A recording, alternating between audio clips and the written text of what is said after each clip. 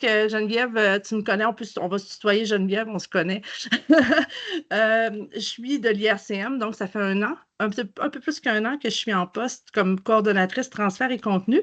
Je me suis occupée beaucoup du dossier de faire les portraits des MRC et de la Montérégie.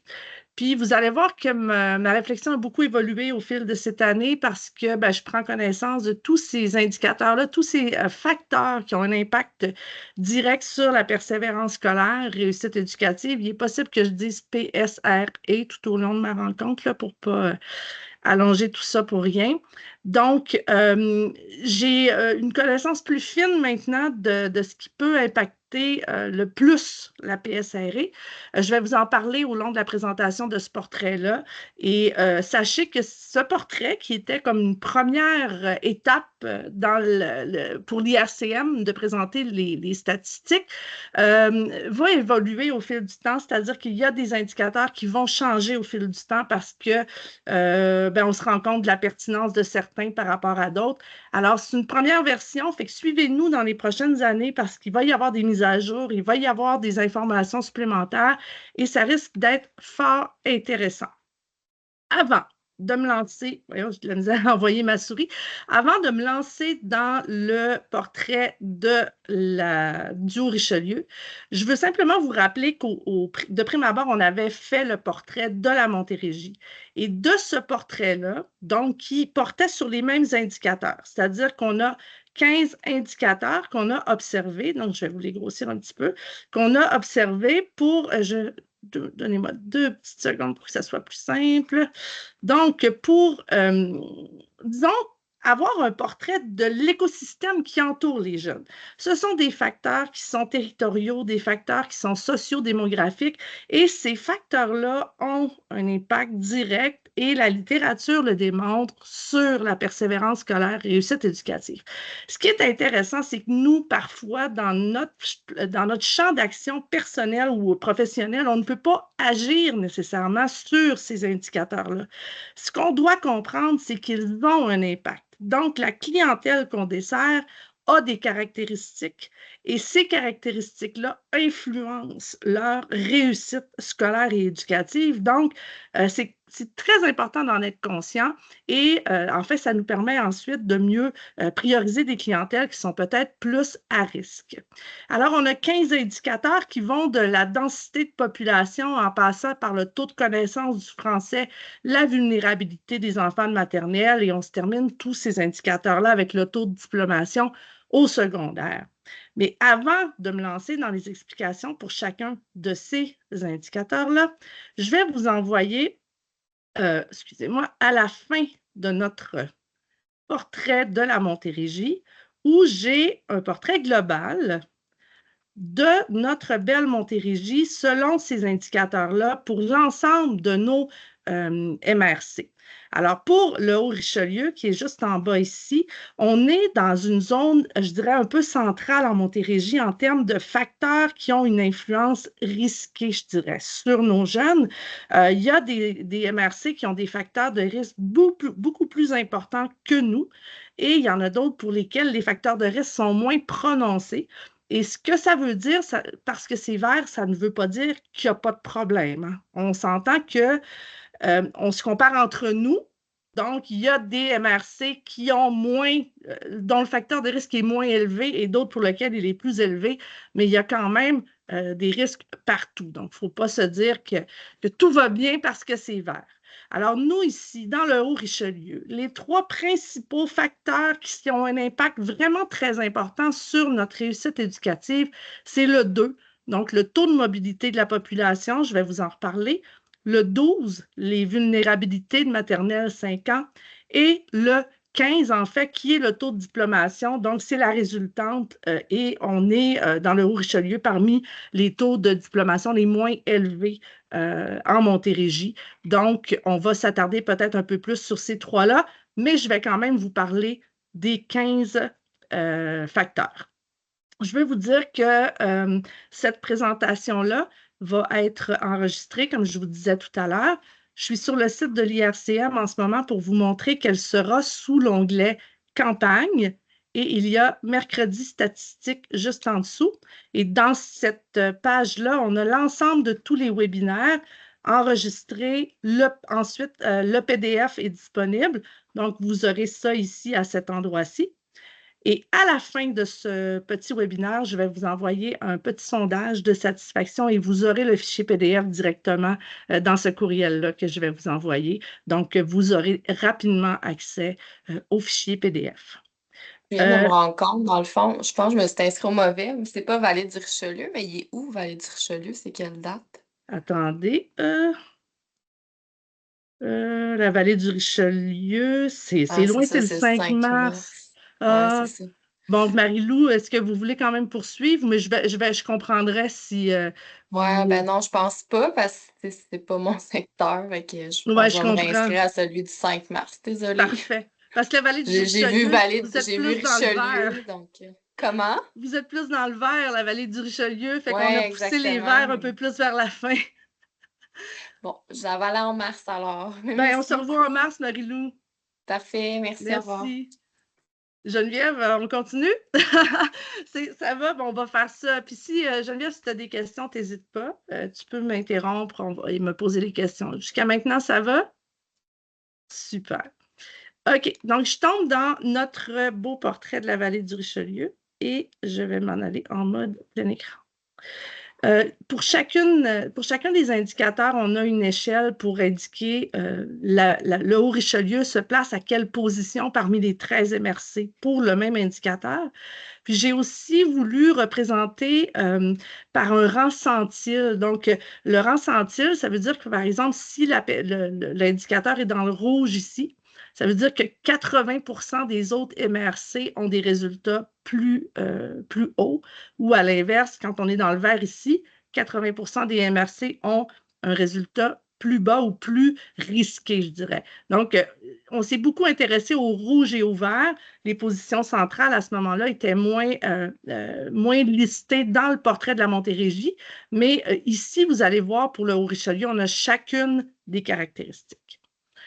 3,2 % d'augmentation de population dans le Haut-Richelieu entre 2016 et 2021, donc entre les deux recensements. L'impact de ça, c'est qu'évidemment, ça peut faire en sorte qu'il y a un accroissement de la demande de services. Alors, il faut s'y intéresser à cet accroissement de population-là, qui n'est pas le plus élevé en Montérégie, soit dit en passant, où on a une moyenne de 5,4 % d'augmentation. Ce n'est pas une moyenne, en fait, c'est un taux de 5,4 en Montérégie. Pour la densité, le Haut-Richelieu se trouve à 130 habitants par kilomètre carré, ce qui le place aussi dans une position centrale. La densité de population, c'est un facteur dont il faut vraiment tenir compte en termes de transport, en termes d'accès aux services. Le réseau de soutien n'est pas toujours accessible rapidement, autant pour les jeunes que pour leurs parents. Puis, les parents des jeunes ayant un impact significatif sur leur PSRE, c'est pas à négliger ça ici, parce que si les parents n'ont pas accès aux services communautaires, bien à ce moment-là, ils peuvent moins soutenir leurs enfants dans leur réussite. Alors, un facteur important. C'est celui-ci ici que je trouve bien belle fort et qui est en fait, un peu en lien avec le transport dont je vous parlais tout à l'heure. Le taux et la connaissance, en fait, des services communautaires. Le taux de mobilité, je me suis vraiment beaucoup intéressée à cet indicateur-là parce qu'on m'a posé des questions pendant les premières présentations que je faisais au mois de juillet ou là, avec les différents portraits. Et les gens disaient, oui, mais ils viennent d'où? C'est qui ces gens-là qui ont déménagé? Qui sont? Ils viennent d'où? Ils étaient où avant? Fait que dans le fond, le taux de mobilité de la population, c'est les personnes qui ont indiqué avoir changé d'adresse entre le recensement de 2016 et celui de 2021. Donc, lorsqu'ils ont répondu au sondage en 2021, au recensement, pardon, en 2021, ils ont indiqué qu'ils avaient déménagé. Donc, ça veut dire qu'ils étaient nouvellement arrivés dans leur maison, là, actuelle. OK, c'est bon, mais ils étaient où avant? Et le recensement nous donne cette information-là que je trouve extrêmement pertinente parce que le Haut-Richelieu a un taux de mobilité de 40,4 %. Ça veut dire que presque, en fait, un peu moins de la moitié de la population a déménagé entre 2016 et 2021. C'est énorme. Et dans cette population-là ici, je vais encore zoomer, il y en a 18,2%, et ça c'est important, qui étaient des non-migrants. Les non-migrants, ça veut dire qu'ils habitaient déjà dans la MRC. Donc, ils ont déménagé à l'intérieur, ils ont changé de maison, de logement, etc. Ces non-migrants-là, on peut supposer qu'ils connaissent déjà un peu plus les services, la façon de faire, les transports, les organismes communautaires. On peut supposer que ces personnes-là connaissent déjà ces services-là. Ce qui nous intéresse ici, c'est le bleu, qui sont les migrants internes. Et les migrants internes qui sont parfois les grands oubliés de toute cette mouvance dans notre population. Les migrants internes, ce sont des personnes qui n'habitaient pas la MRC avant leur déménagement. Ils habitaient une autre région du Québec ou le Canada, par exemple en Ontario. D'après les chiffres que j'ai vus, je n'ai pas les chiffres précis pour les MRC, mais les personnes qui arrivaient du reste du Canada, ça représente un très faible pourcentage, c'est peut-être 1%. Le reste, c'est des gens qui habitaient le Québec. Mais ces migrants internes-là, ce qui est vraiment important de comprendre, c'est qu'ils ne connaissent pas nécessairement les services communautaires, les organismes, la façon de faire MRC au Richelieu. Et il faut tenir en compte qu'on doit soutenir aussi ces personnes-là dans leur intégration au tissu social au Richelieu. Hein. Je ne sais pas comment on, je sais pas comment on peut le dire du au Richelieu. Et il y a seulement 0,9% des personnes nouvellement arrivées dans votre MRC qui venaient de l'extérieur du Canada. Donc, ces 21,3%-là ici, très important d'en tenir compte. Comment on peut les identifier? Je ne sais pas, à l'aide de questions, j'imagine, où on peut les... Mais bref, il faut les soutenir d'une façon ou d'une autre dans leur intégration. Des questions là-dessus? Continue. En termes de famille, le Haut-Richelieu, c'est une des... En fait, je me demande si c'est... En fait, c'est... Non, en fait, c'est 53,7% des familles du Haut-Richelieu qui ont des enfants, un ou des enfants. Donc, c'est une proportion qui est quand même un petit peu plus basse que le Québec et Montérégie, mais c'est quand même assez central. Le 29,5% de familles monoparentales, encore une fois, ici, on est dans les résultats centraux. Pourquoi c'est important? C'est que ce facteur-là impacte directement la PSRE. Les familles monoparentales sont des familles qui ont parfois la garde partagée qui peut disons, perturber un peu le parcours scolaire de l'enfant, donc le perturber lui-même. Parfois, il y a des défis qui sont émotionnels, financiers, logistiques. Donc, les enfants qui proviennent de familles confrontées à ces défis-là ont moins de chances, en fait, de poursuivre leur parcours sans heurts. Il faut être vraiment conscient que un seul facteur dont je parle aujourd'hui n'aura pas nécessairement une influence ou un risque pour la PSRE. C'est l'amalgame de plusieurs facteurs l'un par-dessus l'autre qui peut faire en sorte qu'un enfant, vraiment, on va identifier peut-être un peu plus rapidement qu'il est très à risque. Et lorsqu'on ajoute les facteurs un par-dessus l'autre, ce n'est pas, s'il y a 2 facteurs ou 4 facteurs, c'est pas 4 fois plus risqué. En fait, c'est exponentiel. C'est que plus on ajoute des facteurs et plus le risque de ne pas réussir est grand. Alors, il faut se préoccuper avec les personnes qu'on dessert de déceler, est-ce qu'ils font partie de ces populations-là à risque et vraiment essayer d'encadrer encore mieux celles qui ont plusieurs facteurs de risque autour d'eux. Donc, voilà. Pas de questions là-dessus. Continue. Pour ce qui est du revenu et de l'emploi, je vais passer rapidement parce que, encore une fois, ici, c'est assez central en termes de données en Montérégie. Je veux insister sur un point. Le taux d'emploi des 25-64 et des 15-24. Les 25 à 64 ans, ce sont les parents de nos enfants qui sont à l'école et ces parents-là sont en emploi à 79%, ce qui est un taux d'emploi qui est très raisonnable comparativement au Québec et à la Montérégie. Donc, une influence, donc c'est un exemple intéressant pour les jeunes. Ce qui est intéressant, c'est le 64,7 % ici. Ça veut dire que 64, presque 65 % des jeunes du Haut-Richelieu travaillent. On n'a pas de données beaucoup plus précises que ça. Qui sont ces personnes-là qui travaillent et qui sont aux études en même temps? Ça va donner lieu à un tout autre portrait qu'on va vous présenter au printemps. On va avoir quelque chose avec l'IRCM de très complet concernant la conciliation études, travail, vie personnelle. Mais ce qui est très important, c'est que 65 % des jeunes, potentiellement dans ces jeunes-là, il y a environ autour de 45 % qui sont aux études en même temps qu'en emploi. 45 à 50 %. Donc, c'est beaucoup. Et le travail n'est pas nécessairement une chose négative. Ça peut être extrêmement positif pour nos jeunes, le travail. Même que c'est souhaité dans plusieurs cas. Ça développe l'autonomie, ça développe l'indépendance, la connaissance des milieux de travail, etc.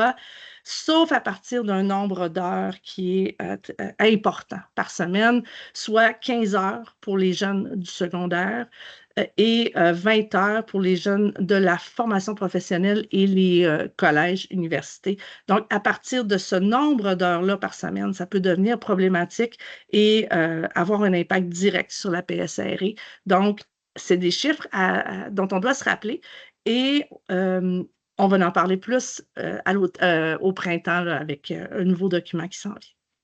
Le faible revenu des familles, cet indicateur-là va peut-être disparaître dans le prochain parce que le taux de faible revenu des familles n'a pas nécessairement un impact direct sur le taux, la persévérance scolaire. En fait, c'est qu'on va dire... non, en fait, je vais vous revenir avec ça, mais en fait, c'est qu'on pense que le fait que les familles sont en faible revenu peut constituer un frein parce qu'ils n'ont pas de diplôme, mais ce n'est pas nécessairement vrai. En fait, le vrai indicateur qui est très pertinent, c'est est-ce que les parents ont un diplôme? Nonobstant le revenu de ces parents-là, est-ce qu'ils ont un diplôme? Et parce que ces parents-là qui ont un diplôme vont parler de l'école positivement, ils vont avoir vraiment une façon d'encourager leurs jeunes qui est très différente des personnes qui n'ont pas de diplôme. Alors, c'est important. C'est pour ça qu'il faut vraiment que dans un prochain portrait, je vais nuancer ici tout ce qui est faible revenu des familles versus taux de diplomation. Donc, je passe rapidement, là, mais je tenais à l'expliquer. C'est vraiment la diplomation qui est le plus, justement, celui-ci. Dans le fond, c'est le plus haut niveau de scolarité des parents, atteint par un parent.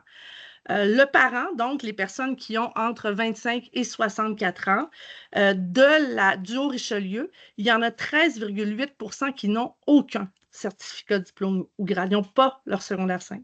OK? Alors, ça, c'est quand même un taux assez central. OK? Donc, c'est-à-dire que ce n'est pas le plus bas en Montérégie, mais c'est élevé quand même, presque 14 %. Et là où c'est très élevé, ou en tout cas plus élevé que par rapport au reste de la Montérégie, c'est les diplômes d'études secondaires et professionnelles. Surtout, là, la barre foncée, c'est le professionnel ici. Puis, c'est intéressant quand même de le voir parce que je ne sais pas trop comment on peut le lire, puis peut-être que Geneviève, tu me l'expliqueras encore mieux, mais j'imagine que les jeunes qui n'ont pas nécessairement des parents qui ont un niveau d'éducation élevé vont quand même poursuivre leur scolarité, même s'ils arrêtent au DES ou à la formation professionnelle ou à l'AFP, ils poursuivent et il y a un groupe de jeunes en ce moment qui continuent et qui sont plus scolarisés à 44,6 % ici au diplôme d'études secondaires. Diplôme d'études collégiales, ça se passe bien aussi. On est à 20,5 % des parents. Donc, 20,5 % des parents ont un diplôme d'études collégiales comme plus haut niveau et 21 % pour le diplôme universitaire, donc comme plus haut niveau de scolarité. Alors, c'est assez bas par rapport au reste de la Montérégie. Ceci étant dit, si l'emploi disponible nécessitent d'avoir un diplôme d'études secondaires ou de formation professionnelle et que ces chiffres-là sont en adéquation avec ce qui se passe dans la MRC, ben, en termes, je dirais, là, du plus... évidemment, on ne souhaite pas qu'il n'y ait aucun certificat au grade, mais si l'évolution de ces chiffres-là tend vers que c'est toujours le DES ou formation professionnelle, et que c'est en adéquation avec les besoins, ça va. Mais si on se rend compte ici que il manque de gens pour venir combler des postes qui nécessitent plus d'études, mais c'est quelque chose ici dont il faut se préoccuper. Et bien, en fait, c'est pour ça aussi qu'on travaille à ce que les jeunes continuent leur scolarité. Des questions là-dessus? C'est bon. Je ne poserai plus la question. S'il y a quelque chose, tu m'interromps. Le taux de personnes issues de l'immigration, étonnamment, dans les dernières années, j'avais toujours compris depuis que je suis à l'IRCM, et c'était vrai jusqu'à tout récemment, que les personnes issues de l'immigration, peu importe de quelle génération, étaient diplômées plus. Donc, les jeunes, il y avait en plus grande proportion un diplôme d'études secondaires. C'est plus vrai. Donc, les jeunes issus de l'immigration de première génération ont commencé à avoir un taux de diplomation qui est égal à ceux des personnes non immigrantes. C'est vraiment au niveau de la deuxième génération et plus, donc les jeunes qui sont nés ici, que le taux de diplomation est vraiment plus important. Mais vraiment, là, on parle de plusieurs points de pourcentage de plus. Mais ce qui est préoccupant, c'est que chez les étudiants de première, les élèves et les étudiants de première génération, au secondaire, ce sont des élèves qui vont accumuler davantage de retard puis qui vont obtenir moins souvent leur diplôme dans les délais habituels comparativement aux élèves issus de deuxième génération et aux non-immigrants. C'est très important pour ces élèves-là de première génération d'avoir des mesures de soutien dès le primaire, donc pour combler leurs défis. Et dans le cas du Haut-Richelieu, en première génération, on a 5,2 de la population complète du Haut-Richelieu qui est issue de la première génération. Et on a tout près de 90 de la population immigrante qui est de troisième génération. Donc, en Montérégie, c'est une donnée qui est assez centrale. Mais là, je vais dire quelque chose parce que là, c'est la MRC du Haut-Richelieu, si je ne m'abuse, c'est la seule MRC dont la Syrie est l'une des origines la plus, je dirais, grande des personnes qui sont arrivées de l'extérieur du Canada entre 2016 et 2021.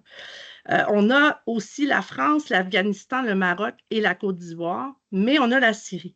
Puis avec ce qui se passe en ce moment dans l'actualité, c'est important, je pense, de savoir qu'une grosse partie de la population du Haut-Richelieu est arrivée récemment de la Syrie et qu'en ce moment, ils vivent des défis particuliers avec ce qui se passe en Syrie en ce moment.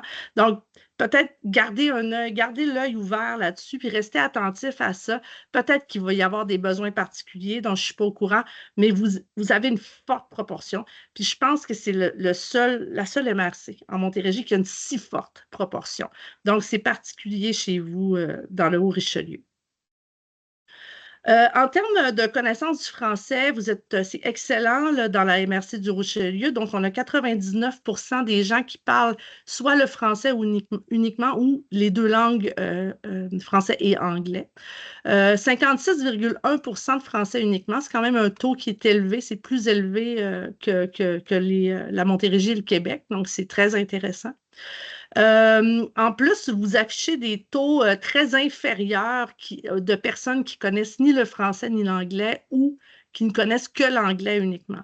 Donc, en termes de connaissance de la langue en parler, ça va bien pour le français dans la MRC du Haut-Richelieu. Là où ça peut devenir un peu plus compliqué, c'est en termes de littératie. Donc, la littératie, ce qu'on calcule, c'est le pourcentage de personnes qui ont un indice estimé de littératie sous le niveau 3. Le niveau 3, c'est d'être capable de lire des textes denses ou longs qui nécessitent d'interpréter et de donner du sens aux informations. Et dans le Haut-Richelieu, il y a beaucoup de gens, donc 55,5 des gens âgés de 15 ans et plus, qui ne sont pas capables de lire ces textes denses ou longs. Alors, c'est extrêmement important d'en tenir compte dans les communications qu'on a avec l'ensemble des personnes de 15 ans et plus, les parents. Il faut absolument y aller d'une façon de communiquer différente de ce à quoi moi, on m'a habitué. Ou même l'école de ma fille, parfois, je me dis, mon Dieu, ça se peut pas. Je pense que personne, j'ai de la misère à comprendre. Fait que j'imagine quelqu'un, tu sais, qui a un niveau bas de littératie, comment ça peut être compliqué. Alors, des listes à puces, des vidéos, des très courts paragraphes, des mots faciles pour s'assurer que les parents de nos jeunes puissent les accompagner correctement. Qui plus est, je l'ajoute parce qu'à chaque fois que je vois cette photo-là, je me dis, une maman ou un papa qui n'est pas capable de lire, il ne sera pas capable d'aider son enfant à faire ses devoirs. Fait que les mesures aussi d'aide aux devoirs peuvent devenir très importantes dans les MRC comme le Haut-Richelieu pour vous assurer justement que de soutenir les parents qui ne peuvent pas le faire. En termes de petite enfance, encore ici, on a la proportion des enfants en situation de faible revenu qui est un peu redondant avec le taux de faible revenu des familles, donc à risque de un ou l'autre de disparaître. 7% dans le Haut-Richelieu, donc ce n'est pas une donnée qui, je ne dis pas que ce n'est pas inquiétant, c'est toujours inquiétant des enfants en faible revenu, mais ce n'est pas les données les plus importantes du Québec. Et en ce qui a trait au service de garde, encore une fois ici, c'est assez central. Donc, 60% des enfants de 0 à 4 ans du Haut-Richelieu ont accès à une place en service de garde reconnue. Et ce sont des places qui sont presque, en majorité, dans les CPE. On a des privés subventionnés, privés non subventionnés, milieux familiaux en proportion presque égale ici, mais les CPE occupent une grande part. C'est bien parce que ici, ce n'est pas tout à fait noté parce qu'il n'y avait pas tout à fait les... on a écrit, mais il semble raisonnable de penser qu'une proportion plus élevée de CPE est encore plus avantageuse, mais plus les années passent et les mois passent, et plus les études démontrent que les CPE ont effectivement un service, des activités qui sont plus enrichissantes que les autres types de milieux, donc mieux encadrés, alors qui préparent mieux à l'arrivée à l'école. Alors, c'est toujours des bonnes nouvelles quand il y a plus de CPE dans les MRC. La maternelle 5 ans, l'autre facteur de vulnérabilité principal en la MRC du Richelieu, ce sont des données qui sont tirées de l'ECDEM, puis je sais que l'ECDEM fait une grosse tournée en Montérégie en ce moment pour présenter ces données. Alors, je ne sais pas si, Geneviève, si tu as eu une présentation de ces données-là de l'ECDEM. OK, donc je ne me répéterai pas, je ne l'ai pas répété. En fait, la vulnérabilité à 5 ans, c'est une mesure qui est calculée à tous les 5 ans par un sondage ou un formulaire, un questionnaire. En fait, ce n'est pas du tout un sondage, c'est un questionnaire normé. C'est-à-dire que ce questionnaire-là est distribué à tous les enseignants de toutes les écoles du Québec. Et les enseignants doivent observer les enfants et répondre à des questions en lien avec leur santé physique, bien-être, compétences sociales, maturité affective, développement cognitif, langagier et les habiletés de communication, connaissances générales. On va par la suite prendre ces réponses-là et identifier le nombre d'enfants qui sont vraiment vulnérables, donc qui sont dans les 10% plus faibles de tous ces groupes-là. Et cette vulnérabilité-là, elle est en hausse partout. Elle est en hausse partout. Donc, les enfants vulnérables dans au moins un domaine, elle est en hausse au Québec, en Montérégie et dans le Haut-Richelieu. Donc, ici, la tendance monte, finalement. Il faut faire attention ici, non, ça va ici, pour certaines MRC, la population est tellement petite qu'il y a des données dont la marge d'erreur est vraiment très, très élevée, mais ici, dans le Haut-Richelieu, votre population est suffisamment grande pour que les données soient statistiquement parlantes. Et ce qui est en rouge ici, ce sont les valeurs pour lesquelles Haut-Richelieu est statistiquement vraiment inférieur à la Montérégie de façon générale. Donc, on parle ici de santé physique, bien-être, compétences sociales, maturité affective, développement cognitif, langagier et la totale, c'est-à-dire dans au moins un domaine de développement à 32 %. C'est vraiment des taux qui sont supérieurs au reste de la Montérégie. Le Haut-Richelieu, c'est assez particulier ici. Là. Il y a vraiment beaucoup de risques. Et c'est en constante évolution partout. C'est-à-dire qu'il y a tout est toujours en montant. Alors, il y a quelque chose à voir ici. Là. Il y a vraiment des concertations qui pourraient être faites pour améliorer ça parce que cette période-là, jusqu'à 5 ans, a un impact pour le reste de la vie. Un impact sur, évidemment, la PSRE, sur la consommation de drogue et d'alcool, sur les troubles anxieux, sur les dépressions, sur tout ce qui suit par la suite comme troubles qui peuvent être, pas diagnostiqués nécessairement, mais dont les gens peuvent souffrir. C'est de là que ça part. Fait qu'il faut vraiment en tenir compte. Le profil scolaire, donc l'indice IMSE des écoles publiques, le Haut-Richelieu est à 6. Qu'est-ce que c'est cet indice-là? C'est un indice qui va de 1 à 10 et qui est calculé par le gouvernement. Donc, et le gouvernement, ce qu'il fait, c'est qu'il regarde dans les écoles, il se questionne sur le niveau de scolarité maximum de la mère. Donc, si la de diplôme, certificat ou grade, ça compte pour 2 tiers du poids de l'indice. L'autre tiers, c'est est-ce que les parents ont un emploi? Donc, ça, c'est si les parents n'ont pas d'emploi et qu'en plus la mère n'a pas de diplôme, on calcule le nombre d'enfants donc, qui ont ces caractéristiques-là et ça va donner un indice qui va de 1 à 10. 8, 9 et 10, ce sont vraiment les indices où là, on parle vraiment c'est des milieux plus défavorisés, mais le gouvernement a aussi inclus le 7 dans son calcul parce qu'ils se sont rendus compte que la diplomation des niveaux 7 était équivalente à celle des niveaux 8.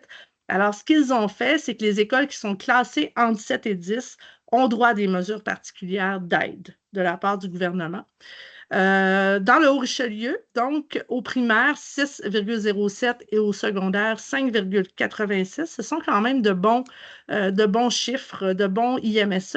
31,9 % des écoles primaires du Haut-Richelieu sont entre 7 et 10. Ça représente 40,7 % des élèves du primaire, donc moins que la moitié.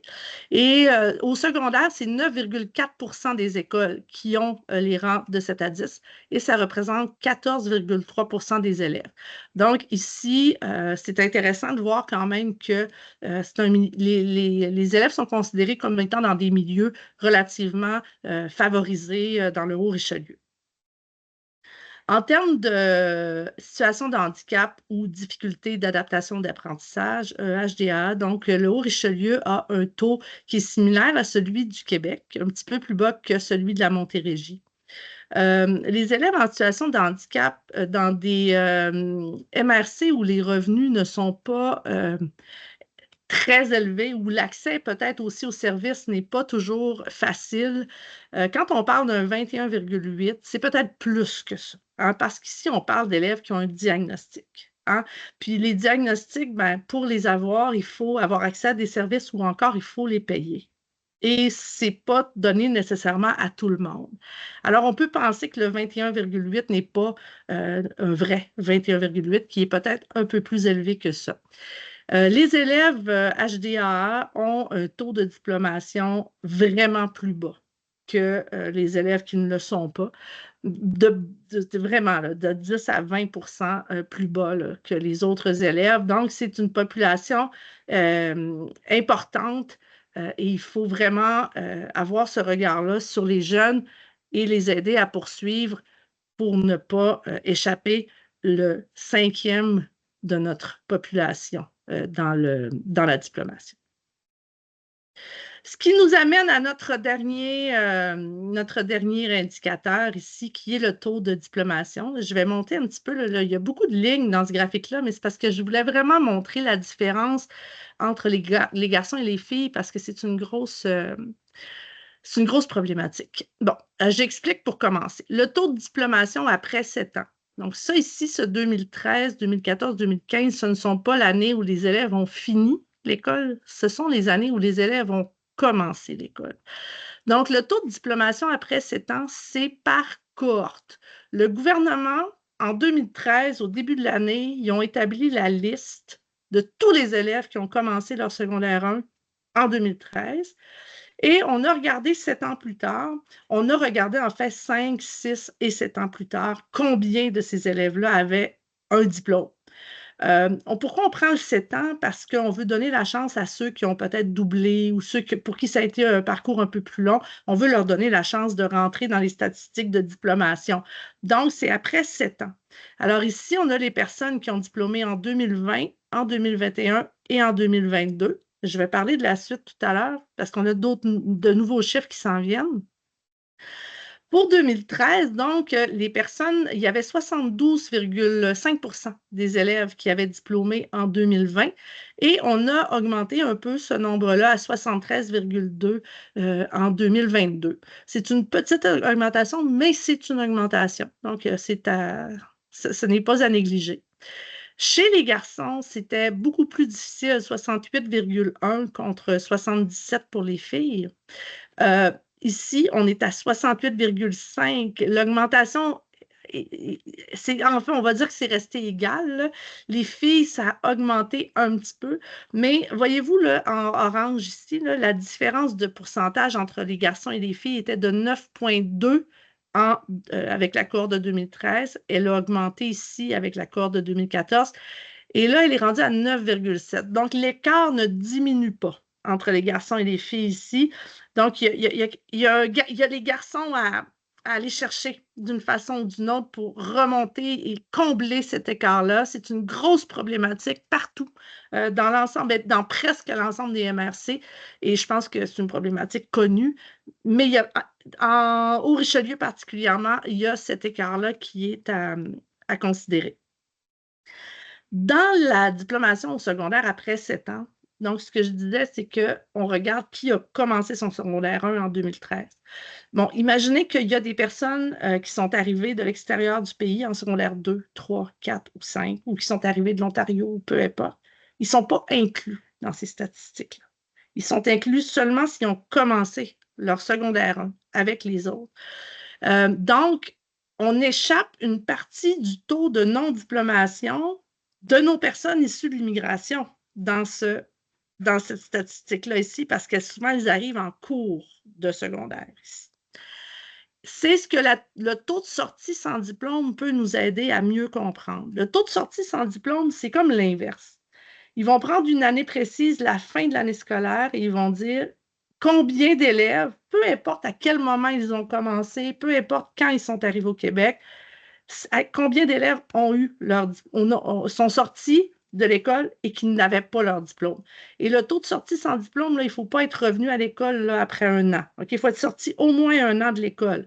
Alors, en 2021, c'était 14,6 % du Haut-Richelieu qui était sorti sans diplôme. C'est un taux qui est élevé. Donc, pour la Montérégie, donc, en fait, ce qui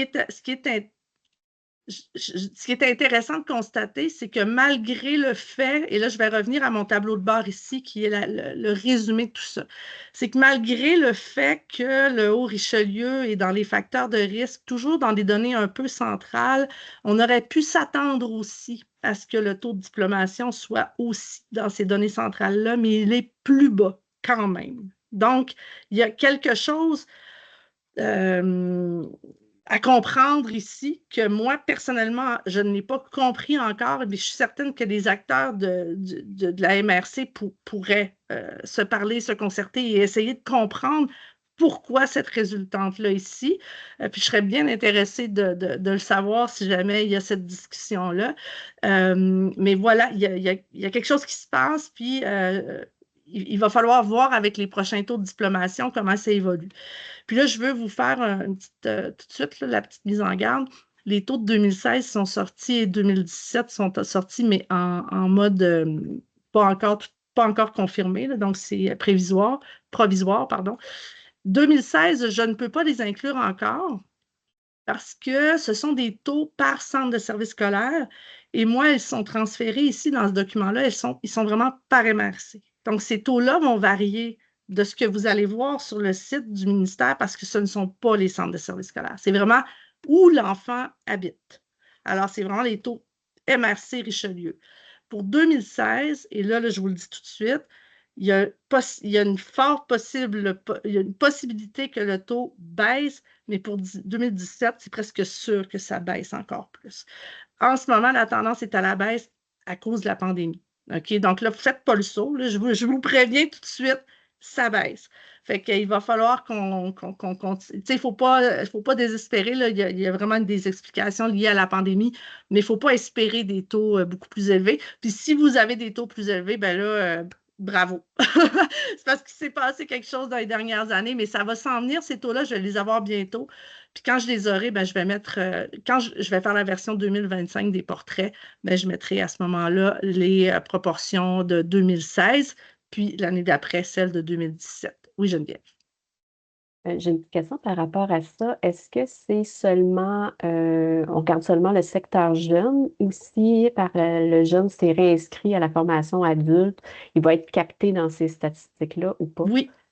OK. Ce taux de diplomation-là inclut tout au secondaire, incluant la formation générale des adultes, la formation professionnelle, tous les élèves qui ont diplômé au secondaire, peu importe dans quel parcours, sont inclus dans cet indicateur-là. Donc, ça, c'est intéressant pour ça.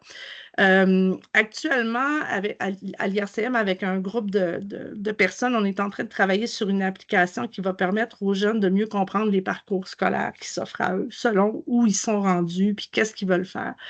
On pense que les jeunes les plus vulnérables, donc les garçons de 15 ans, qui ont envie de lâcher l'école vont pouvoir mieux comprendre un peu là, les parcours, puis aller vers des parcours non linéaires qui pourraient être plus intéressants pour eux. Fait qu'on espère que ça va aider toutes les MRC et voire même le Québec là, et les intervenants qui interviennent auprès des jeunes aussi, à les aider à mieux comprendre les parcours qui s'offrent à eux parce qu'il y a tellement, vous le savez, tu sais, Geneviève, il y a tellement de parcours possibles, il y a tellement d'options possibles, puis que les jeunes ne peuvent pas toujours comprendre parce qu'ils sont démotivés, puis eux, ils veulent juste arrêter l'école puis aller travailler. Donc, ça va être intéressant de voir si on peut débloquer des jeunes puis les aider à poursuivre leur parcours. Voilà. Donc, ça ici, c'est le résumé. Comme je disais, ce tableau de bord-là va évoluer. On veut, dans les prochaines étapes, inclure beaucoup plus de statistiques en lien avec l'emploi, donc la conciliation de travail et aussi en santé mentale. On n'a pas beaucoup de données santé, on va en avoir plus. Mais ça, c'est mon objectif à moi, santé mentale, voire même DPJ, etc. Donc, il y a tous des aspects comme ça que je veux aussi mettre en contexte. Mais l'idée, c'est vraiment de montrer qu'est-ce qui se passe autour du jeune et quels sont les facteurs dans votre MRC qui peuvent influencer et qui ne sont pas nécessairement de votre... C'est pas de votre faute, c'est pas la faute de personne, c'est comme ça. Hein, c'est le territoire qui est fait comme ça. Donc, qu'est-ce qui peut influencer cette réussite-là? Et d'en être conscient et d'en parler ensemble, là, tous les acteurs sont concernés par ça.